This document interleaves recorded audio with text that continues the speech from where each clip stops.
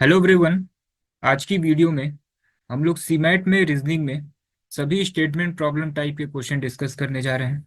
इसमें स्टेटमेंट का जंक्शन भी है, कंक्लूजन भी है, आर्गुमेंट भी है, कॉज एंड इफेक्ट भी है, असर्शन रीजन टाइप के भी क्वेश्चन है। तो 19 से लेकर 24 तक में टोटल 10 शिफ्ट में आपका पेपर हुआ है। एंड अभी तक जो है स्टेटमेंट से रिलेटेड टोटल 38 क्वेश्चन पूछे गए हैं। किस टाइप के क्वेश्चन पूछे गए हैं आइए डिस्कस करते हैं। स्टेटमेंट और एजम्पशन का क्वेश्चन है ये। दिया गया है कि you know that your shirt is excellent when people ask about your tailor who tailor the shirt. Assumption क्या है? People do not ask about your tailor if your shirt is not good. People want to know the criteria of an excellent shirt. तो देखिए, अगर आपका shirt अच्छा नहीं होगा ना तो लोग टेलर के बारे में पूछेंगे ही नहीं। कभी कभी होता है ना, लोग पूछते हैं ये शर्ट बहुत अच्छी लग रही है, कहाँ से आपने ली है। ठीक है ना, अगर अच्छा नहीं लगेगा तो फिर वो पूछेंगे ही नहीं। तो ये सही है, people do not ask about your tailor if your shirt is not good. ठीक है ना। कोई चीज़ अगर हमें अच्छी लगती है तो हम पूछते हैं ये कहाँ से आपने ली है। और people want to know the criteria of an excellence sir, ये लॉजिकल नहीं है। ठीक है ना। तो इससे एजम्पशन क्या निकलेगा? That is only assumption one right. ठीक है। नेक्स्ट क्वेश्चन देखिए।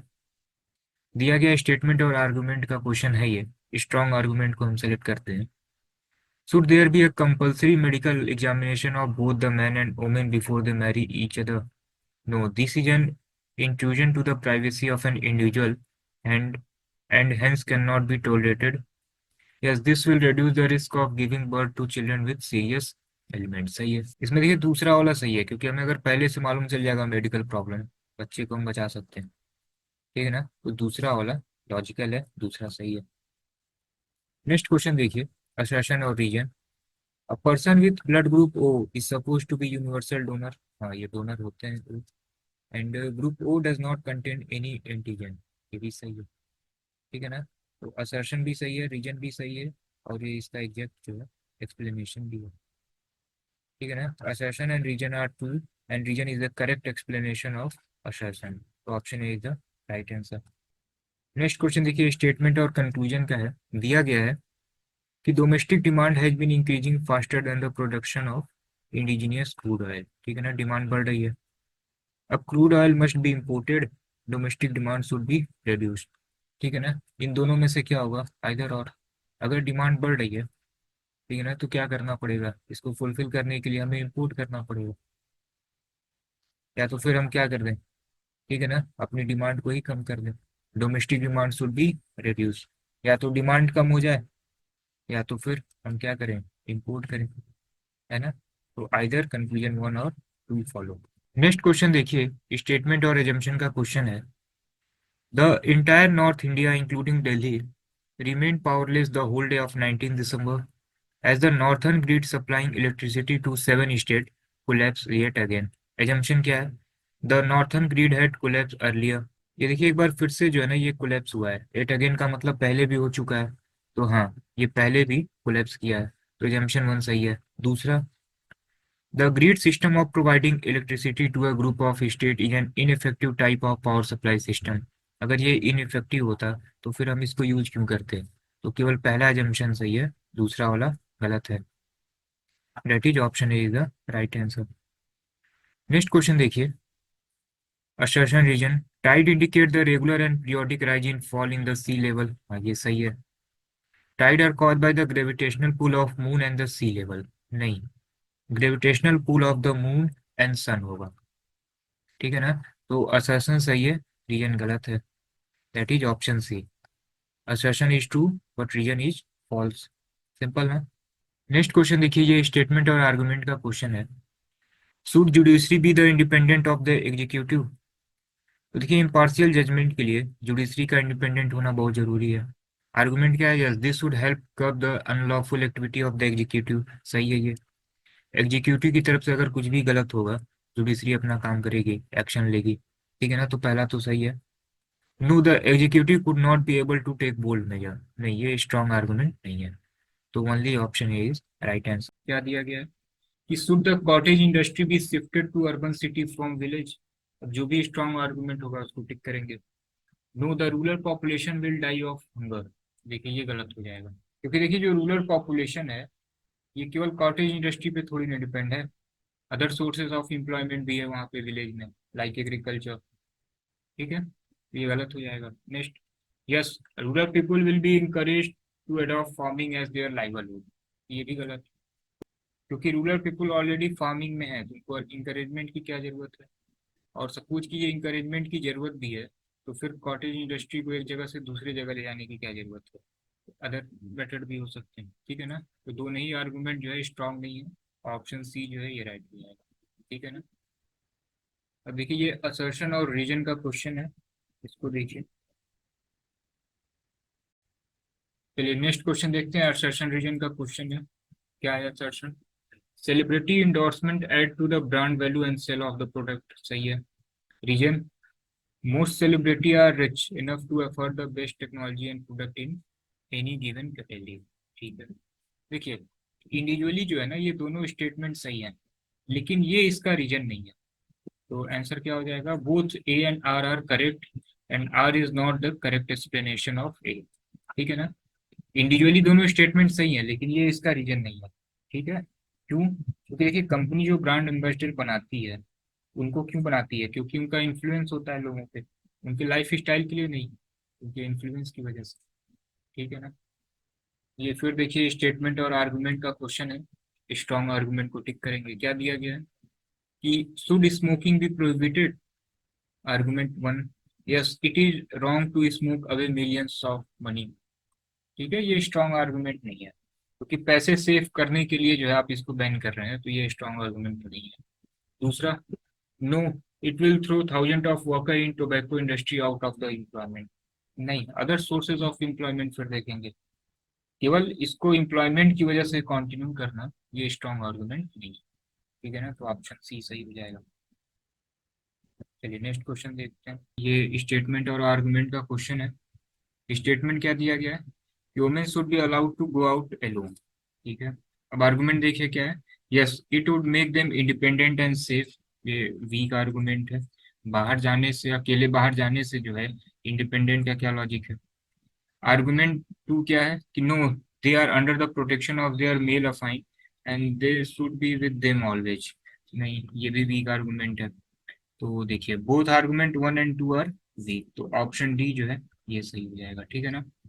चलिए नेक्स्ट क्वेश्चन देखते हैं, स्टेटमेंट और आर्गुमेंट का क्वेश्चन है। स्टेटमेंट क्या दिया गया है कि some people believe in the existence of God. Argument क्या है कि not everything in this world is created by human, ये ठीक है। एंड आर्गुमेंट टू क्या है कि ह्यूमन बीइंग आर इम्परफेक्ट। तो दोनों ही जो है आर्गुमेंट स्ट्रांग है। ठीक है ना। तो both argument one and two are implicit, तो option C will be the right answer. चलिए नेक्स्ट क्वेश्चन देखिए क्या दिया गया है, स्टेटमेंट और कंक्लूजन का क्वेश्चन है। स्टेटमेंट क्या है कि in a one day match total run made by a team were 200, out of which 160 run were made by spinner. ठीक है, टोटल जो है स्कोर कितना हुआ है 200, और 160 जो है स्पिनर ने बनाया है। अब कंक्लूजन ये है कि 80% of team consist off spinner, ये गलत है। कंक्लूजन मतलब कि स्टेटमेंट से आना चाहिए। स्टेटमेंट में ये कहाँ दिया गया है कि टोटल 11 प्लेयर हैं, ठीक है, इसका 80%, 8 या 9 प्लेयर जो है ये स्पिनर कैसे होंगे। स्टेटमेंट में तो इसके रिगार्डिंग कुछ दिया ही नहीं है कि कितने स्पिनर हैं, कितने फास्टर हैं, ठीक है, कितने बैट्समैन हैं, इसके बारे में कोई इन्फॉर्मेशन नहीं है। तो जब स्टेटमेंट से ये चीजें नहीं निकल के आ रही हैं, तो पहला वाला तो गलत ही हो जाएगा। दूसरा, the opening batsman were spinner, इसके बारे में भी देखिए स्टेटमेंट में कोई इन्फॉर्मेशन नहीं है। कंक्लूजन हमेशा कहाँ से आएगा? स्टेटमेंट से ही आएगा। ठीक है ना। तो ये ओपनिंग में कौन था, मिडिल ऑर्डर में कौन था, इसके बारे में स्टेटमेंट में कुछ है ही नहीं, तो ये फिर हम कंक्लूजन कैसे निकाल सकते हैं? तो ये गलत हो जाएगा। तो neither one or two follow, option D will be the right answer. चलिए नेक्स्ट क्वेश्चन देखते हैं, ये जो है कॉज एंड इफेक्ट का क्वेश्चन है। स्टेटमेंट देखिए क्या दिया गया है कि there is an increase in the water level of all the water tank supplying drinking water to the city in the last fortnight. और स्टेटमेंट टू क्या दिया गया है कि most of the train were cancel due to the water logging on the track. ठीक है, अब देखिए क्या ये एक दूसरे के कॉज एंड इफेक्ट हैं? नहीं। यहाँ पे क्या दिया गया है कि वाटर लेवल इंक्रीज हो गया, क्या कॉज होगा इसका। और यहाँ पे क्या दिया गया है कि कई सारी ट्रेनें कैंसिल हुई हैं, ठीक है, due to water logging on the train. इसका सेम रीजन है, ठीक है, इसका कॉज जो है सेम है। कॉज क्या है कि heavy rainfall in particular area, ठीक है, इसी वजह से वाटर लेवल भी वहाँ पे बढ़ गई और वो ट्रैक पे जो है वाटर लॉगिंग भी हो गई। तो क्या होगा ऑप्शन, ऑप्शन डी जो है ये आंसर हो जाएगा, ठीक है ना। Both the statement 1 and 2 are effect of the common cause, ठीक है, एक ही रीजन की वजह से, एक ही कॉज की वजह से ये दोनों सारी चीजें इफेक्ट हुई हैं। तो ऑप्शन डी जो है ये सही हो जाएगा। नेक्स्ट क्वेश्चन देखते हैं।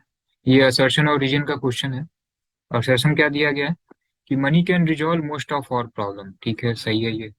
एंड रीजन क्या दिया गया है कि we are living in a hierarchical society, ठीक है। तो देखिए ये स्टेटमेंट तो क्लियर सही है, लेकिन ये इसका रीजन नहीं है।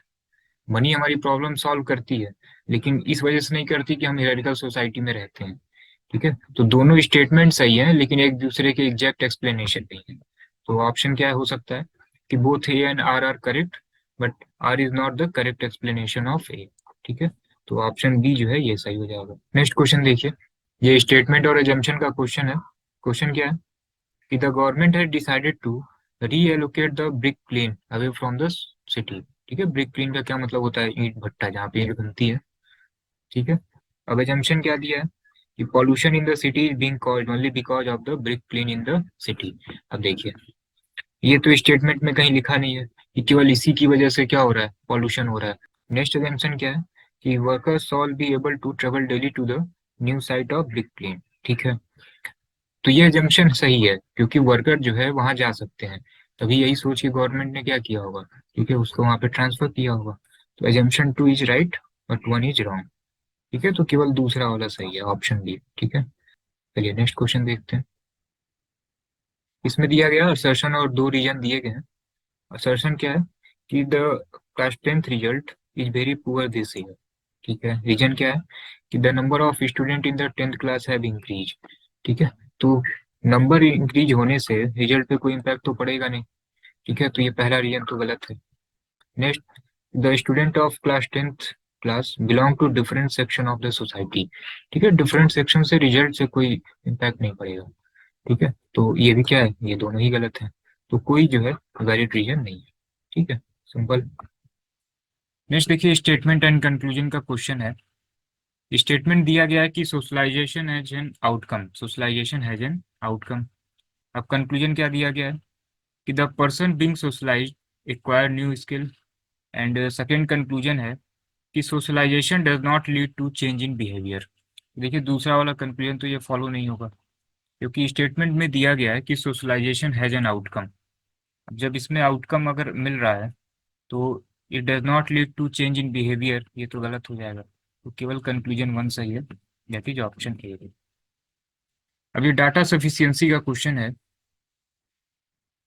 पूछा जा रहा है कि which of the given statement are sufficient to answer the following question. Question ये है कि who score the highest mark in class. Statement क्या है कि Pawan score 98 marks in the class, Swati score more than 98 marks in the class, and the marks of all the student were less than that of Swati marks।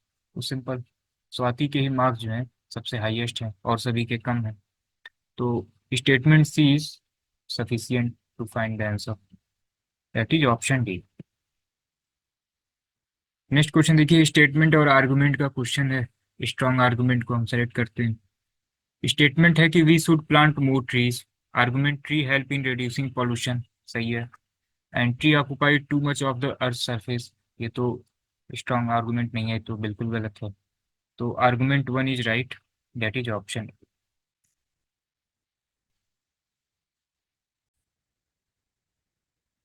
Next question देखिए, assertion और reason का question है। दिया गया है कि solar energy isn't evidence on the planet earth, सही भी है। Reason, solar energy is available only in summer season, ये तो गलत है। तो इसमें असर्शन सही है, रीजन गलत है, that is option C, A is true but R is false. Next question देखते हैं। इसमें क्या दिया गया है कि how many pages of the book Ram read on Monday, ठीक है। And the book was read completely by Tuesday, ठीक है। स्टेटमेंट 1 में क्या दिया गया है कि Ram read last 30 page of the book on Tuesday, ठीक है। ट्यूसडे को जो है ये 30 पेज पढ़ते हैं। एंड स्टेटमेंट 2 में दिया गया है कि टोटल 600 पेजेस हैं, out of which half where read by Ram before Monday, ठीक है। तो हाफ जो है मंडे के पहले इन्होंने पढ़ा है, ठीक है। तो मंडे को इन्होंने कितना पढ़ा होगा, यही आपसे पूछा जा रहा है। देखिए मंडे के पहले इन्होंने हाफ पढ़ लिया है ना, तो इससे पहले इन्होंने 300 पढ़ लिया है, ठीक है। और मंडे और ट्यूसडे को कंबाइन करके 300 पढ़ा होगा। एंड इसमें से भी ट्यूसडे को कितना पढ़ा है, 30। तो मंडे को कितना पढ़ा होगा, 270। अब जरा ऑप्शन देखिए क्या लिखा है कि data in statement one is alone to sufficient to find the answer. नहीं, हमें तो दोनों डाटा की जरूरत पड़ेगी ना, ठीक है। तो देखिए जहाँ पे भी दोनों दिया गया, data in both statement is sufficient to find the answer, ठीक है। हमें दोनों स्टेटमेंट की जो है जरूरत पड़ेगी, ठीक है। सिंपल है। चलिए नेक्स्ट क्वेश्चन देखते हैं। लिखा है कि the question below consist of main statement, ठीक है। दो स्टेटमेंट दिए गए हैं। क्या स्टेटमेंट है कि private property tree passer will be prosecuted, ठीक है। एक नोटिस जो है ये दिया गया है। और टू स्टेटमेंट दिए गए हैं। Notice by may read the notice and may not trespass, ठीक है। अगर नोटिस लगाया गया तो सिंपल सी बात है कि वो पढ़ेंगे उसको, तभी उन्होंने लगाया है। तो स्टेटमेंट वन ठीक है। The people are scared of prosecution, ये भी ठीक है, क्योंकि देखिए यहाँ पे लिखा है कि ट्रिपासर विल बी प्रोसिक्यूटेड, तो लोग इससे क्या है, प्रोसिक्यूशन से डरते हैं। तो दूसरा भी ठीक है। तो both statement are implicit. Simple था ये। नेक्स्ट क्वेश्चन देखिए क्या दिया गया। इसमें एक स्टेटमेंट दिया गया है, the slip fielder can catch a ball only if the batsman is brought to the front foot and he try to hit the ball, ठीक है। ये स्लिप फील्डर कैच कब करेगा, जब बैट्समैन जो है एकदम फ्रंट फुट पे आएगा और ये बॉल को हिट करेगा, तभी कैच हो पाएगा। अब जरा ऑप्शन देखिए क्या दिया गया है कि the batsman is brought to the front foot hence the slip fielder can not catch the ball. नहीं, अभी इनको फ्रंट फुट पे आना होगा, बॉल को हिट करना होगा, ठीक है। लिखा है कि अगर ये फ्रंट फुट पे आए हैं तो ये स्लिप फील्डर जो है बॉल कैच नहीं कर पाएंगे, ये तो बिल्कुल गलत है, ठीक है। The batsman did not try to hit the ball means the slip fielder can not catch the ball, ठीक है। देखिए ये सही है, बैट्समैन ने जो है बॉल को हिट नहीं किया, जब हिट नहीं किया तो फिर कैच भी नहीं होगा। Third, the fielder caught the ball means the batsman was brought to the front foot and he did not try to hit the ball। देखिए यहीं पे लिखा है, इनको फ्रंट फुट पे आना भी जरूरी है और बॉल को हिट करना भी जरूरी है। अब इन्होंने हिट नहीं किया तो फिर ये कॉट कैसे होगा, तो ये भी गलत है। ऑल द अबव तो होगा नहीं, D is the right answer, ठीक है। सिंपल है कि बॉल को जो है उसने हिट नहीं किया तो कैच भी नहीं हुआ। चलिए नेक्स्ट क्वेश्चन देखते हैं। इसमें देखिए कि स्टेटमेंट दिया गया है, लिखा है कि unless I score well I will not get selected, ठीक है। और देखिए कभी भी जब ऑप्शन इस टाइप का दिया हो ना, बोथ टू एंड थ्री, ठीक है, तो इसको चेक कर लेते हैं, इसे स्टार्ट करते हैं। देखते हैं दूसरा क्या लिखा है कि I am selected imply I score well, ठीक है। सिलेक्शन का मतलब कि इन्होंने अच्छे स्कोर किए हैं, तो सही है ये। And I did not score well means I will not be selected. अब अगर अच्छे स्कोर नहीं है तो सिलेक्शन नहीं होगा, ठीक है। दोनों ही सही है, बी और सी। तो D is the right answer, ठीक है। इसमें देखिए कि स्टेटमेंट दिया गया है और इसमें कह रहा है कि when ever I go for shopping, ठीक है, आई एंड अप स्पेंडिंग मोर, ठीक है। जब ये शॉपिंग जाते हैं, ठीक है, जब भी ये शॉपिंग जाते हैं तो खर्चे इनके अधिक होते हैं, ठीक है। अब लिखा है कि I went for shopping means I and up spending less, तो ये तो गलत है। शॉपिंग जाने पे तो इनके खर्चे ज्यादा होते हैं। नेक्स्ट, ठीक है। अब ये पहला गलत है तो ये बोथ वन एंड टू तो होगा नहीं, क्योंकि वन इसमें भी आ गया। इन दोनों में चेक करना है। I did not go for shopping imply I did not spend more, ठीक है। देखिए अगर ये शॉपिंग पे नहीं जा रहे हैं तो ये इम्प्लाई करता है कि इन्होंने खर्चे ज्यादा नहीं किए, ठीक है। तो ये गलत हो जाएगा, कहीं और खर्चे किए होंगे, ठीक है। स्टेटमेंट में ये दिया गया है कि जब भी ये शॉपिंग पे जाते हैं, ठीक है, तब इनके खर्चे ज्यादा होते हैं, ठीक है। कहीं ये नहीं लिखा हुआ है कि अगर शॉपिंग पे नहीं जाते हैं तो खर्चे इनके नहीं होते हैं। ये कंफर्मेशन है कि शॉपिंग जाने पे खर्चे ज्यादा होते हैं, ठीक है। अदर का कुछ नहीं दिया गया, ठीक है। तो इस पे तो कंफर्मेशन के साथ कह रहा है कि अगर शॉपिंग नहीं जा रहे हैं तो ये इम्प्लाई कर रहा है कि खर्चे ज्यादा नहीं होते। नहीं, गलत हो जाएगा। इसको देखिए, not spend more means I did not go for shopping, ये सही है, ठीक है। अगर ये खर्चे इनके क्या हुए हैं, ज्यादा नहीं हुए हैं, उसमें से एक चीज तो कंफर्म है कि ये शॉपिंग पे नहीं गया, ठीक है। ये चीज कंफर्म है, ठीक। सिंपल था। चलिए नेक्स्ट क्वेश्चन देखते हैं। लिखा है कि स्टेटमेंट क्या है कि if I drive a car then it is BMW or scooter. अगर ये कार चला रहे हैं तो इन्हीं दोनों में से चलाएंगे। I am driving a car means that is BMW और स्कूटर, ये ठीक है। अगर चला रहे हैं तो ये दोनों में से कोई एक हो सकता है। The car is neither BMW nor scooter means I do not drive a car, ये भी ठीक है। तो अगर कार ये नहीं है इसका मतलब ड्राइविंग नहीं कर रहे हैं। Next, I drive a car but it is not scooter means it is BMW, यही दो है। अगर स्कूटर नहीं है तो BMW है। All the above. सिंपल था, ठीक है। चलिए नेक्स्ट क्वेश्चन देखते हैं। देखिए ये स्टेटमेंट और आर्गुमेंट का क्वेश्चन है। इसमें आप एक काम किया करिए, आप बस देखा करिए कि रियल में क्या होता है। ठीक है, इसको प्रैक्टिकल लाइफ से कनेक्ट करिए और वही आपका आंसर हो जाएगा। ठीक है, जैसे क्वेश्चन दिया हुआ है, should all the factory in the city be shifted to, ठीक है, outside far away from main city. ठीक है, फैक्ट्री को जो है क्या शहर से बाहर शिफ्ट कर देना चाहिए। Yes, this is the essential step for controlling pollution in the city. बिल्कुल सही है। आप देख लीजिए फैक्ट्रियां कहाँ लगती हैं, शहर के बाहर ही लगती हैं। आप उसको प्रैक्टिकल लाइफ से कनेक्ट करिए, जैसा होता है वही आपका आर्गुमेंट सही होगा। तो यस, पहला आंसर सही है। ठीक है, दूसरा, no, such a step will lead a lot of inconvenience to employ of the factory and their family as well, ये नहीं सही है। ठीक है, क्यों? क्योंकि देखिए जहां पे भी फैक्ट्री साइड में कहीं पे भी लगती है तो उसके आसपास जो है कॉलोनी भी बन जाती है। ठीक है, जिससे वो अपने फैमिली के साथ उस कॉलोनी में रह सकते हैं। ठीक है, जैसे सपोज कीजिए NTPC के जहाँ पे भी प्लांट है उससे कुछ दूर पे कॉलोनी बनी हुई है स्पेशली NTPC एम्प्लॉय के लिए। ऐसे बहुत सारी फैक्ट्री में होता है। तो ये, ठीक है, आर्गूमेंट स्ट्रांग नहीं। ठीक है, तो जो एकदम प्रैक्टिकल लाइफ से कनेक्ट करिए, जो स्ट्रांग है, ठीक है, उसी को आप टिक करिए। ठीक है, अब इनकन्वीनियंस हो रहा है और पॉल्यूशन हो रहा है, तो ये तो कोई स्ट्रांग आर्गूमेंट नहीं हुआ ना। नेक्स्ट क्वेश्चन देखिए, सिलॉग का क्वेश्चन है। लिखा है कि ऑल हट्स आर बंगलो। ठीक है, सारे हट जो है ये बंगलो है। ठीक है, और सारे बंगलो जो है ये क्या है, चर्च, चर्च है। तो ये चर्च हो गया आपका। ठीक है, कंक्लूजन देखिए क्या कहा है कि सम चर्च आर हर्ट्स। ठीक है, देखिए सम चर्च जो है ये हर्ट्स में, बिल्कुल सही है। Next, some churches are mention. ठीक है, तो देखिए इसके बारे में तो कहीं कुछ मेंशन ही नहीं है, तो ये तो बिल्कुल गलत हो जाएगा। तो ओनली फर्स्ट फॉलो। ठीक है, only conclusion first follow. Next question देखिए, स्टेटमेंट और आर्गुमेंट का क्वेश्चन है, फिर इसको प्रैक्टिकल लाइफ से कनेक्ट करिए, जो होता है वही आंसर होगा। Should religion be thought in school, क्या ये पढ़ाया जाता है, पढ़ाया जाना चाहिए, पढ़ाया जाता है। Yes, teaching religion help to increase moral value among children, ये सही होगा। No, ours is a secular state, देखिए सेक्युलर स्टेट तो है, उसके बाद भी ये पढ़ाया जाता है, तो मतलब ये गलत होगा। नेक्स्ट फिर देखिए कहा है कि 21st सेंचुरी में जो है ये कैसे पढ़ाया जा सकता है, ये भी गलत हो जाएगा। ठीक है, जो होता है वही हमारा आंसर हो जाएगा। सिंपल है ना। स्टेटमेंट और कंक्लूजन है। दिया गया कि all that glitter is not gold.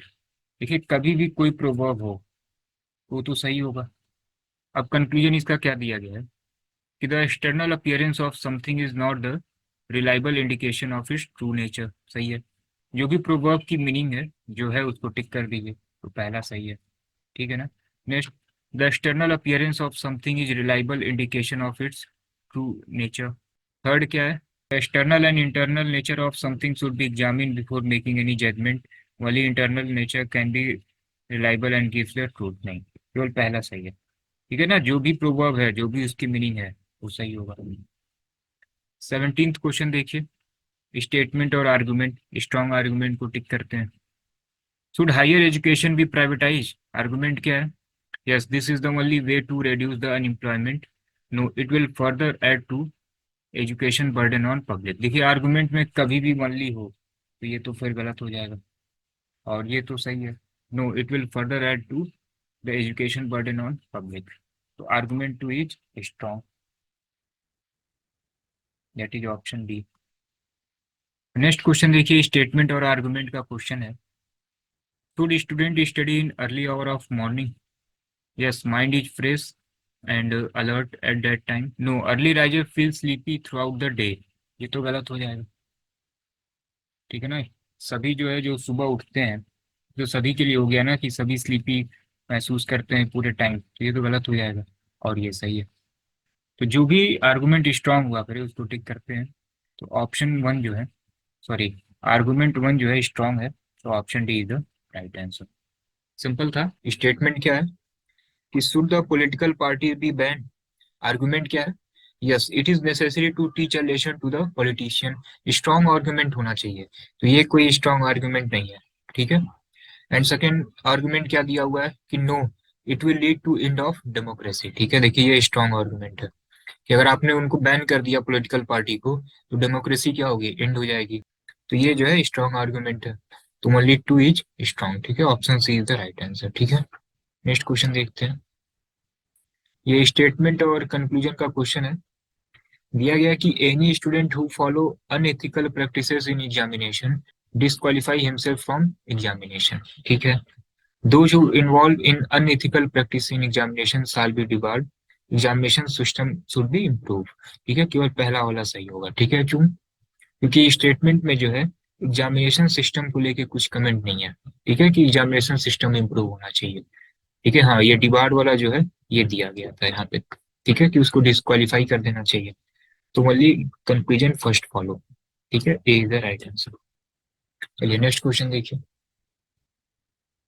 In the following question, the main statement is followed by four sentences.